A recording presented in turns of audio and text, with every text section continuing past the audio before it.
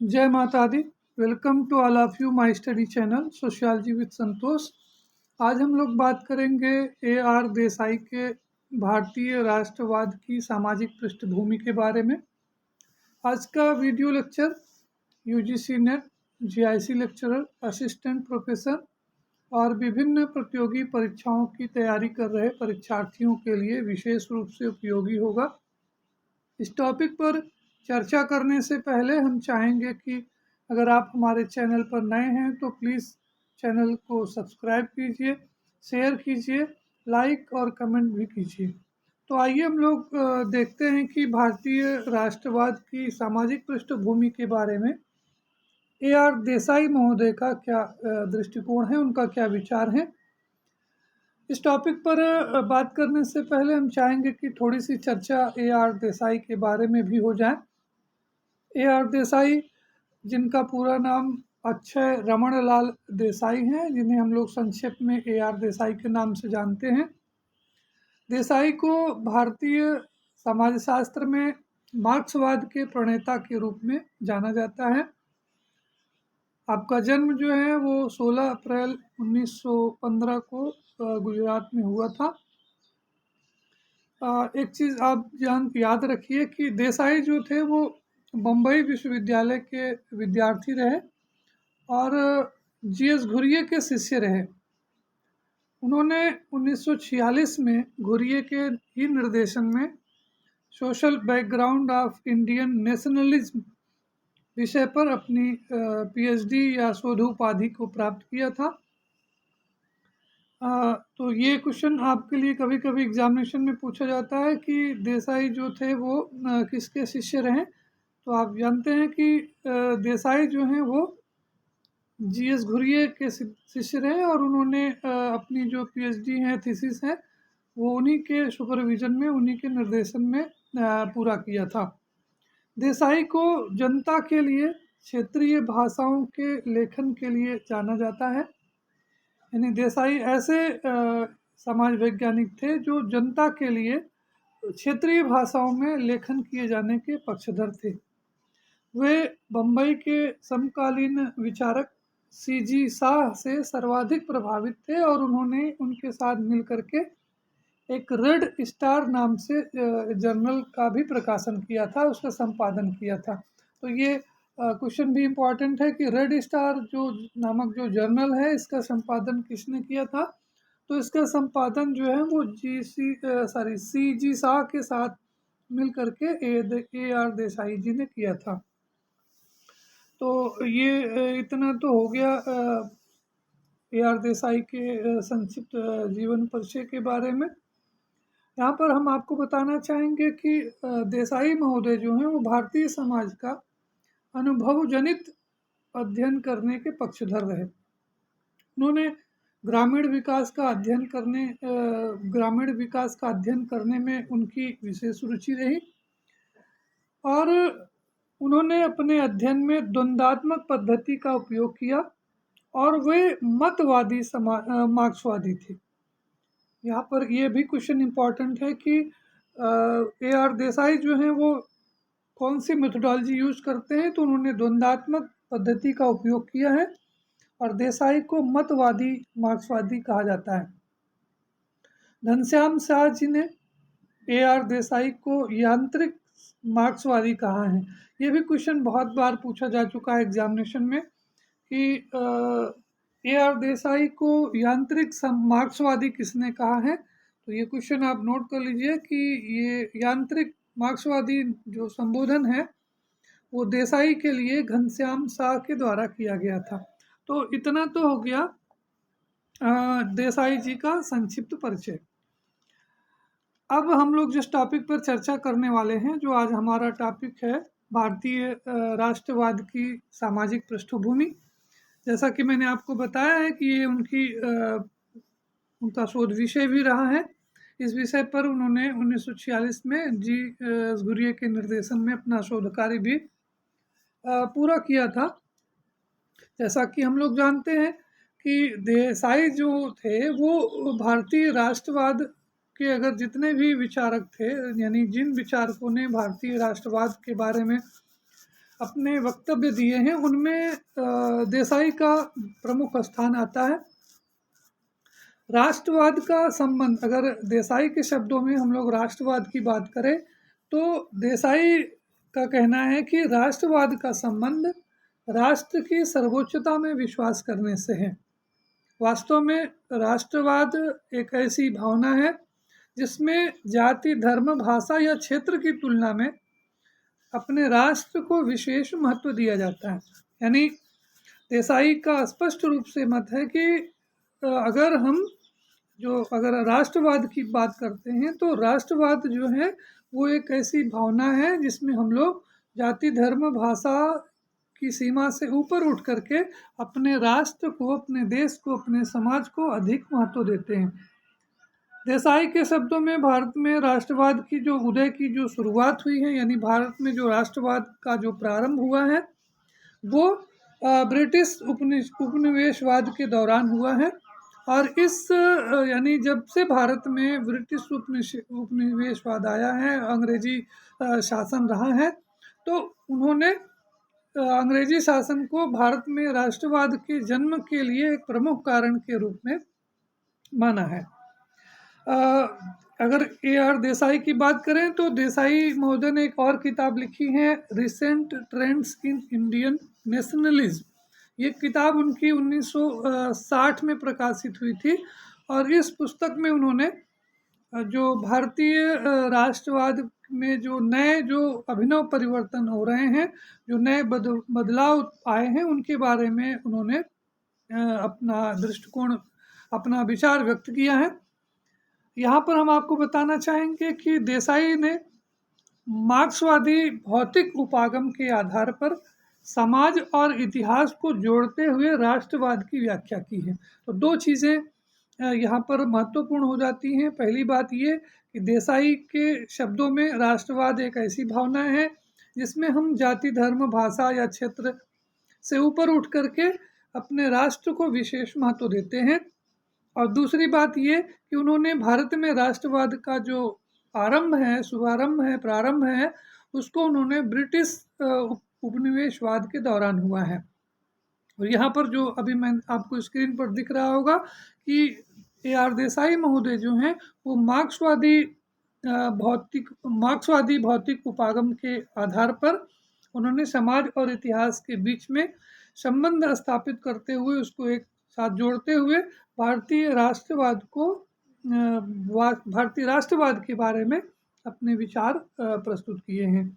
तो यहाँ पर ये क्लियर हो गया कि देसाई का मानना है कि भारतीय राष्ट्रवाद जो है वो ब्रिटिश उपनिवेश द्वारा निर्मित भौतिक परिस्थितियों का परिणाम है। यानी जब अंग्रेजी शासन था भारत में, तो उस समय अंग्रेजी शासन के द्वारा जो भारत की जनता के ऊपर जो अत्याचार किए गए, जो उनका शोषण किया गया, उनके ऊपर अमानवीय अत्याचार किए गए, तो उन अमानवीय अत्याचारण और शोषण के परिणाम स्वरूप जो ब्रिटिश सरकार के विरुद्ध जो जन भावना उत्पन्न हुई थी, उन्हीं जन भावनाओं का परिणाम है कि भारत में राष्ट्रवाद का उदय हुआ, भारत में राष्ट्रवाद की शुरुआत हुई। जैसा कि मैंने आपको पहले बताया है कि जो देसाई हैं वो मार्क्सवादी विचारधारा के प्रबल समर्थक हैं और इसी कारण से उन्होंने ये कहा कि भारत में जो राष्ट्रवाद है वो ब्रिटिश उपनिवेशवाद के द्वारा जो बनाई गई भौतिक परिस्थितियां थी, उन परिस्थितियों के परिणाम स्वरूप ही भारत में राष्ट्रवाद का जन्म हुआ। यानी उन्होंने भारतीय राष्ट्रवाद को एक दूसरे से भिन्न शक्तियों के द्वंद्व के परिणाम के रूप में स्पष्ट किया है। अगर दूसरे शब्दों में इस बात को हम और स्पष्ट करना चाहें तो देसाई का मानना था, उनका ये कहना था कि ब्रिटिश उपनिवेशवाद के अंतर्गत भारत में जो नवीन भौतिक परिस्थितियां उत्पन्न हुई, उन्हीं के फलस्वरूप भारत में आधुनिक राष्ट्रवाद का उदय हुआ है। यहाँ पर एक चीज़ और स्पष्ट करना चाहेंगे कि देसाई ने परंपराओं की विवेचना में धर्म, कर्मकांड और त्योहारों को के संदर्भ में करने का विरोध किया। यानी जो जैसे कि आप जानते हैं कि देसाई जो थे वो जी.एस. घुरिये के शिष्य रहे हैं और जी.एस. घुरिये को हम लोग भारत विद्या शास्त्रीय उपागम के लिए जाना जाता है। तो इस तरह से यहाँ आप देखते हैं कि जी.एस. घुरिये के शिष्य होते हुए भी देसाई ने उनसे थोड़ा सा भिन्न विचार रखते हुए उन्होंने कहा कि हमें भारत की परंपराओं, धर्म और कर्मकांडों या त्योहारों के संदर्भ में अगर हम भारतीय परंपराओं का अध्ययन करेंगे तो वास्तव में हम कभी भी उनका वास्तविक अध्ययन नहीं कर पाएंगे। उनका ये कहना था कि परंपराओं का विकास जो है वो एक्चुअली कुछ आर्थिक दशाओं के संदर्भ में ही होता है। तो इस कारण से हमें परंपराओं की जो व्याख्या है वो धर्म, कर्मकांडों या त्योहारों के संदर्भ में न करके बल्कि उसे आर्थिक दशाओं के परिणाम के रूप में किया जाना चाहिए। देसाई की जो पुस्तक है social background of Indian nationalism, जिस पे आज हम लोग चर्चा कर रहे हैं, ये जो पुस्तक है वो कुल 19 अध्यायों में विभाजित है, यानी कुल टोटल 19 चैप्टर्स हैं इसमें। और इन 19 अध्यायों में देसाई ने उन्होंने द्वंद्वात्मक भौतिकवाद के आधार पर भारत में राष्ट्रवाद की सामाजिक पृष्ठभूमि का विश्लेषण किया है। अगर आप चैप्टर वाइज बात करना चाहें कि पहले चैप्टर में उन्होंने क्या लिखा है और दूसरे, तीसरे या ऐसे 19वें अध्याय में उन्होंने किस बात का उल्लेख किया है, तो संक्षेप में हम आपको बताना चाहेंगे कि अध्याय 1 में उन्होंने राष्ट्र और राष्ट्रवाद की अवधारणा को स्पष्ट किया है। अध्याय 2 में देसाई ने भारत में राष्ट्रवाद के उदय से संबंधित जो सामाजिक, राजनीतिक और आर्थिक जो दशाएं थी उनके बारे में अपना विचार व्यक्त किया है। इसी तरह से अध्याय 3, 4, 5, 6 और 7 इन 5 अध्यायों में देसाई ने ब्रिटिश उपनिवेशवाद के दौरान भारत में जो परंपरागत कृषि व्यवस्था में जो बदलाव हुए हैं, परिवर्तन हुए हैं, उनका जिक्र किया है।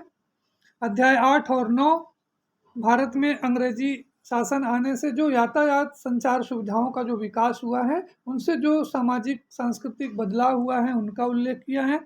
इसी तरह से अध्याय 10 नई शिक्षा प्रणाली से, अध्याय 11 भारत में नवीन वर्गों के उदय से संबंधित है। अध्याय 12 में उन्होंने आधुनिक राष्ट्रवाद में प्रेस की भूमिका का भी उल्लेख किया है। अध्याय 13 में उन्होंने भारत में सामाजिक सुधार आंदोलनों का उल्लेख किया है। और इसी तरह से अध्याय 14, 15 और 16 में देसाई जी ने भारत में जाति व्यवस्था, अस्पृश्यता और स्त्रियों की परिस्थिति के बारे में अपने विचार व्यक्त किए हैं। और अध्याय 17 में उन्होंने भारत में धार्मिक सुधार की रूपरेखा वर्णित की है। और इसी तरह से 18 में उन्होंने भारतीय राष्ट्रवाद की अभिव्यक्ति और इसका प्रभाव का विस्तृत वर्णन किया है। और अंतिम अध्याय में यानी 19वें अध्याय में उन्होंने अल्पसंख्यक समुदाय से संबंधित जो आंदोलन हुए और उनका भारतीय राष्ट्रवाद के विकास पर जो प्रभाव पड़ा है, इसके बारे में चर्चा की है। तो इस तरह से देसाई की जो बुक है social background of Indian nationalism, ये कुल 19 अध्यायों में विभाजित है, जिसमें उन्होंने द्वंद्वात्मक भौतिकवाद को आधार मानते हुए भारतीय राष्ट्रवाद की सामाजिक पृष्ठभूमि का विस्तार से उल्लेख किया है। अब हम लोग ये जो यहाँ पर उन्होंने एक और बात बताई है, देसाई ने भारतीय राष्ट्रवाद की जो भारत में जो राष्ट्रवाद का जो विकास हुआ है उसको 5 भागों में विभाजित किया है। दूसरे शब्दों में आप कह सकते हैं कि देसाई ने भारतीय राष्ट्रवाद की 5 अवस्थाओं का उल्लेख किया है। यानी उन्होंने भारत में जैसे जैसे राष्ट्रवाद का विकास हुआ है, क्रमिक विकास हुआ है, तो उसके क्रमिक विकास को उन्होंने 5 युगों में, 5 अवस्थाओं में वर्गीकृत करते हुए उसको अच्छे तरीके से समझाने का प्रयास किया है। जैसे पहली जो अवस्था है देसाई के अनुसार, ये जो अवस्था है यानी प्रथम अवस्था है कि 1857 से शुरू होती है और 1885 तक चलती है। यानी देसाई के अनुसार भारतीय राष्ट्रवाद की जो पहली अवस्था है वो 1857 से 1850 के बीच 85 के बीच मानी जा सकती है। हालांकि अपने इस प्रारंभिक अवस्था में भारत में राष्ट्रवाद का आधार काफ़ी संकुचित रहा है और इस अवस्था में अंग्रेजों द्वारा जो स्थापित आधुनिक शिक्षा थी, उसके प्रभाव से भारतीय समाज में एक ऐसा वर्ग विकसित होने लगा जिसने यहाँ की परंपरागत सामाजिक, धार्मिक और आर्थिक संरचना में परिवर्तन के लिए प्रयत्न प्रारंभ करना शुरू कर दिया।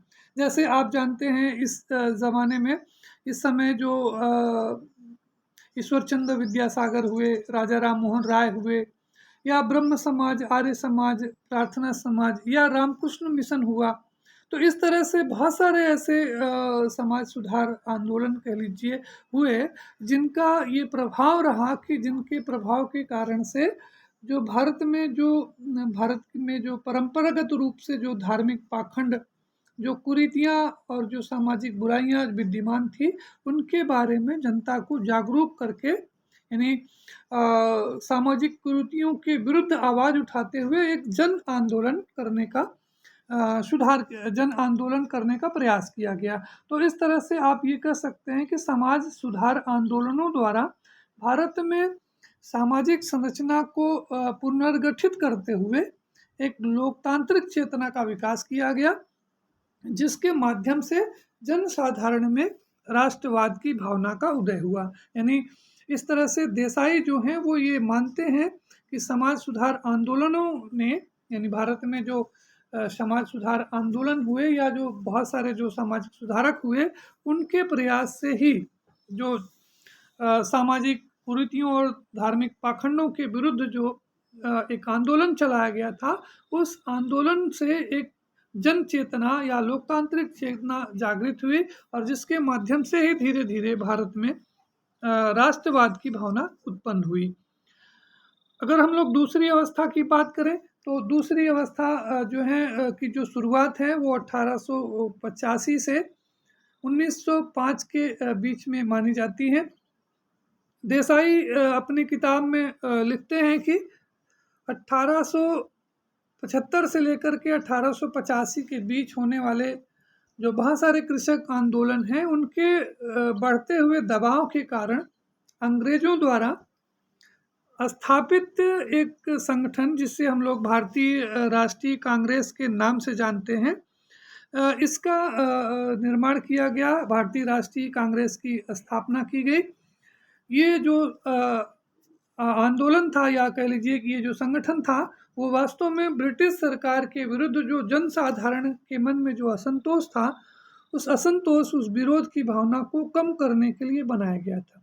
तो इस अवस्था को देसाई ने भारतीय राष्ट्रवाद में उदार राष्ट्रीयता की अवस्था कहा है। यानी ये जो दूसरी अवस्था है वो देसाई के शब्दों में भारतीय राष्ट्रवाद में उदार राष्ट्रीयता की अवस्था है।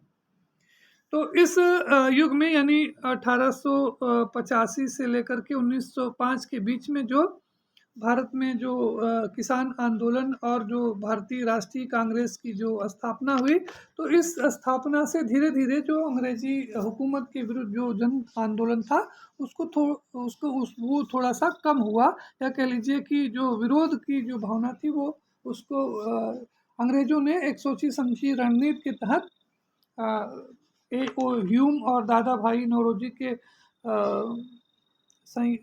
क्या बोलते हैं उसको कि इन दोनों के योगदान से एक संगठन बनाया गया, जिसमें आप जानते हैं कि दादा भाई नौरोजी का एक तर्क था कि हमें अंग्रेज़ों के प्रति इसलिए वफादार होना चाहिए क्योंकि अंग्रेजी शासन से हमें जो लाभ प्राप्त हुए हैं वो किसी दूसरे शासक से प्राप्त नहीं हो सकते हैं। यहाँ पर ये भी कभी कभी क्वेश्चन एग्जामिनेशन में पूछा जाता है कि ये स्टेटमेंट किसने कहा है कि हमें अंग्रेज़ों के प्रति इसलिए वफादार होना चाहिए क्योंकि अंग्रेजी शासन से हमें जो लाभ प्राप्त हुआ है वो किसी दूसरे शासक से प्राप्त नहीं हो सकता है। तो ये जो स्टेटमेंट है वो कांग्रेस के संस्थापक सदस्य दादा भाई नौरोजी का है। तीसरी अवस्था की बात करें तो AR देसाई के अनुसार भारतीय राष्ट्रवाद की जो तीसरी अवस्था का जो प्रारंभ है वो 1905 से होता है। इस समय भारत में उदार राष्ट्रवाद के स्थान पर उग्र राष्ट्रवाद का प्रादुर्भाव होता है। यानी जैसे आपको पता है कि दूसरी अवस्था जो है वो उदार राष्ट्रवाद के नाम से जानी जाती है, तो तीसरी अवस्था को हम लोग उग्र राष्ट्रवाद की अवस्था के नाम से संबोधित कर सकते हैं। उग्र राष्ट्रवादियों का विचार था या उनका ये मानना था कि राजनीतिक अधिकार प्राप्त करने के लिए ब्रिटिश हुकूमत के बिना एक बड़े और हिंसक आंदोलन की ज़रूरत है। यानी अगर आपको वास्तव में राजनीतिक अधिकार को प्राप्त करना है तो उग्र राष्ट्रवादियों का मानना है कि इसे ब्रिटिश हुकूमत के खिलाफ एक बड़े और हिंसक आंदोलन करने की ज़रूरत है। तो इस तरह से आप देख रहे हैं कि जो दूसरा स्टेज था वो उदारवादी दौर था और तीसरा जो अवस्था है ये उग्रवादी अवस्था है। तो इस तरह से भारतीय राष्ट्रीय कांग्रेस के अंदर जो है एक तरह से वैचारिक मतभेद उत्पन्न हो जाता है और इस वैचारिक मतभेद के कारण 1907 में कांग्रेस का विभाजन हो जाता है। यानी कांग्रेस के दो दल हो जाते हैं, एक जिसको बोलते हैं नरम दल और एक गरम दल हो जाता है। तो इस तरह से भारतीय राष्ट्रवाद की इस तीसरी अवस्था में एक तरह से आप कहें तो आंदोलन जो है या जो राष्ट्रवाद की जो भावना है वो धीरे धीरे और मजबूत हो जाती है और बलवती हो जाती है। और इस आंदोलन में जो अब जो निम्न और मध्यम वर्ग के जो लोग हैं उनका भी जुड़ाव होने लगा। तो पहले की अवस्थाओं में जो भारत में जो राष्ट्रवाद था वो केवल पढ़े लिखे या जो अंग्रेजी शिक्षा से जो प्रभावित लोग थे उनके विचारों में इस तरह की भावनाएं थी। लेकिन अब ये जो राष्ट्रवाद की भावना है धीरे धीरे जन आंदोलन की अवस्था में पहुंच गया था और इस आंदोलन में निम्न और मध्यम वर्ग की जो सहभागिता है, उनकी जो भूमिका है वो बढ़ चुकी थी। चौथी अवस्था जो देसाई के शब्दों में चौथी अवस्था की जो शुरुआत है वो 1918 से 1934 के बीच में मानी जाती है। इस अवस्था को देसाई ने गांधीवादी अवस्था के नाम से संबोधित किया है। यानी उनका कहना है कि इस अवस्था को हम लोग गांधीवादी युग के नाम से भी संबोधित कर सकते हैं, क्योंकि इस अवधि में भारत में जितने भी राष्ट्रवादी आंदोलन हुए उनका नेतृत्व मुख्य रूप से महात्मा गांधी के द्वारा किया गया। चाहे वो ब्रिटिश सरकार द्वारा 1919 के रॉलर एक्ट के विरोध में किया गया गांधी जी का असहयोग आंदोलन हो या 1922 में चौरी चौरा कांड के समाप्त होने के बाद जो उन्होंने क्या बोलते हैं सबने अवज्ञा आंदोलन किया। तो इस तरह से जो भी आंदोलन उस दौरान किए गए 1918 और 1934 के बीच में, तो इन बीच में इस दौरान जितने भी आंदोलन उत्पन्न किए हुए उन आंदोलनों का नेतृत्व प्रत्यक्ष और अप्रत्यक्ष रूप से गांधी के द्वारा ही किया गया था और इस कारण से ही देसाई ने इस युग को गांधीवादी युग के नाम से संबोधित किया है।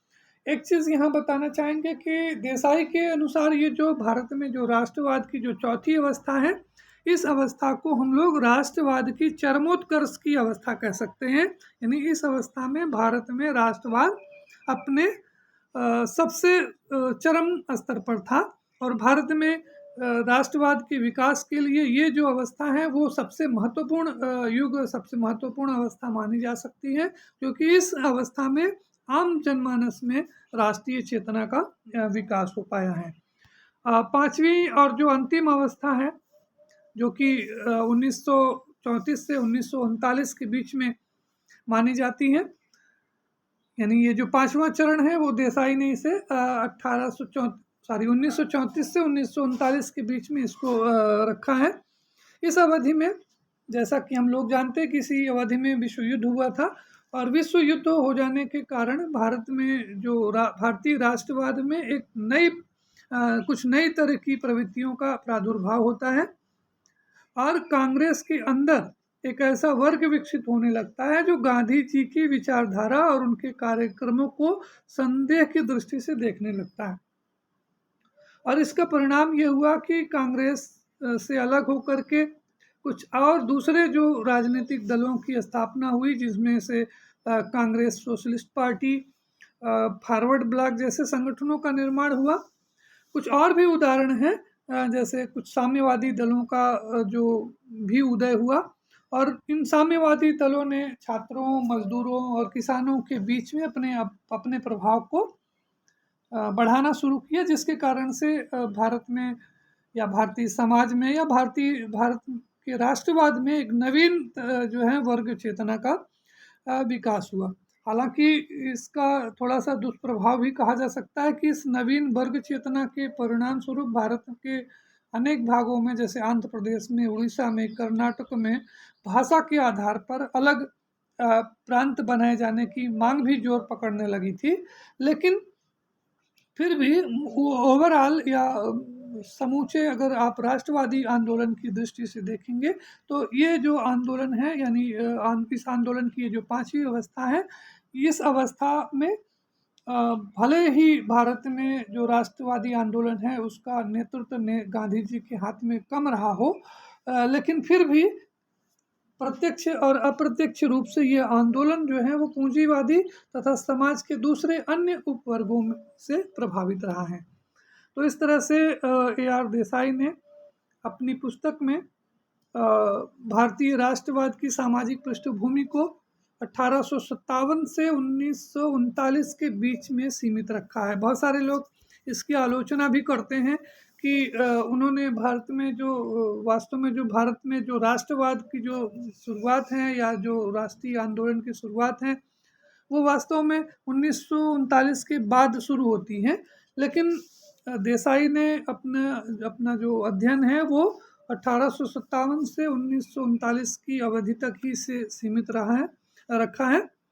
हालांकि जब जो कि वास्तविकता भी है कि भारतीय राष्ट्रवाद की जो सबसे महत्वपूर्ण या प्रभावपूर्ण जो अवस्था है वो 1939 के बाद आरंभ होती है। आप जानते हैं कि 1939 के बाद 1940 में सत्याग्रह आंदोलन चलाया गया, 1942 में भारत छोड़ो आंदोलन चलाया गया। तो इस तरह से बहुत सारे जो हैं वो आंदोलन चलाए गए, जिन आंदोलनों का भारत में राष्ट्रवाद के विकास में महत्वपूर्ण योगदान रहा है। तो इस आधार पर आप AR देसाई के इस विचारधारा का की आलोचना भी कर सकते हैं कि उन्होंने अपने राष्ट्रवादी जो विचार है उसको, भारत में राष्ट्रवाद का जो विकास है उसको 1857 से 1939 के बीच में ही सीमित रखा है। इस आलोचना को दूर करने के लिए उन्होंने, जैसे मैंने आपको थोड़ा पहले बताया था कि उन्होंने किताब लिखी है recent trends in Indian nationalism, यानी इस किताब में उन्होंने 1939 के बाद जो भारत में नवीन सामाजिक आर्थिक शक्तियों का विकास हुआ है उनका उल्लेख किया है, जिसके कारण से भारत में, स्वतंत्र भारत में पूंजीवादी व्यवस्था की शुरुआत हुई, जिसने संपूर्ण भारतीय समाज को परिवर्तित और पुनर्गठित कर दिया। तो इस तरह से अपने इस लेख में, या कह लीजिए कि अपने इस शोध में, देसाई ने अंग्रेजों द्वारा स्थापित आधुनिक शिक्षा को और श्रमिक और समाज के जो मध्यम निम्न वर्ग की हैं उनमें जो जागरूकता है जो आधुनिक शिक्षा के माध्यम से उत्पन्न हुई थी, तो इन दो कारणों को, यानी देसाई ने अंग्रेजों द्वारा आधुनिक शिक्षा और श्रमिक और समाज के मध्यम निम्न वर्ग की जो जागरूकता है, इन दो कारणों को भारत में राष्ट्रवाद के उदय का सर्व प्रमुख कारण बताया है। तो अगर आपसे कोई पूछे कि देसाई जो हैं वो भारत में राष्ट्रवाद के विकास का प्रमुख कारण किसे मानते हैं, तो आप कह सकते हैं कि देसाई ने भारत में जो राष्ट्रवाद है उसका प्रमुख कारण आधुनिक शिक्षा और श्रमिक एवं समाज के मध्यम निम्न वर्ग की जो जागरूकता है उसको उत्तरदायी बताया है। तो इस तरह से अपने इस अध्ययन के माध्यम से AR देसाई महोदय ने भारत में राष्ट्रवाद की या भारतीय राष्ट्रवाद की सामाजिक सांस्कृतिक पृष्ठभूमि की व्याख्या करने का प्रयास किया है। आशा है कि इस लेक्चर के माध्यम से आपको AR देसाई के विचारों से के बारे में थोड़ी समझ जरूर आई होगी। अगर आपको किसी प्रकार की कोई असुविधा है तो प्लीज़ आप कमेंट के माध्यम से अपने विचार जो हैं वो हम तक ज़रूर पहुँचाने का प्रयास करें, कष्ट करें। अंत में हम आपसे फिर कहना चाहेंगे कि अगर आपने अभी तक हमारे चैनल को सब्सक्राइब नहीं किया है तो प्लीज़ सब्सक्राइब कीजिए, लाइक कीजिए, शेयर कीजिए और इस वीडियो को अंत तक देखने के लिए, हमारी बात को सुनने के लिए आप सभी लोगों का बहुत बहुत धन्यवाद, आभार।